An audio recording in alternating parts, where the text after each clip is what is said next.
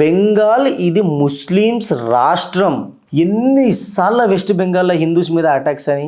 West బెంగాల్లో Hindus safe గా ఉన్నారా అంటే లేరు. హరహర మహాదేవ్ హరహర మహాదేవ్ అనుకుంటా హిందూస్ ని డైవర్ట్ చేయడానికి ట్రై చేస్తుంది మమతా బెనర్జీ. బంగ్లాదేశ్ నుంచి వెళ్ళి చొరబాటుదారులకి నేను జాగిస్తా, ఇక్కడ మీరు వచ్చి ఉండొచ్చు అంటే నేషనల్ సెక్యూరిటీ ఎటన్నా గంగలోని నాకు సంబంధం లేదు, నేను ఇక్కడ గెలవాలంటే నాకు ఓట్ బ్యాంక్ కావాలా, ఇలా ఇండియన్స్ చచ్చిపోయినా నాకు పర్లేదు, హిందూస్ చచ్చిపోయినా నాకు పర్లేదు, కానీ నాకు ఓట్ బ్యాంక్ కావాలి కాబట్టి నేను బంగ్లాదేశ్లోని సపోర్ట్ చేస్తా అని చెప్పి క్లియర్ గా స్టేట్మెంట్లు ఇచ్చింది.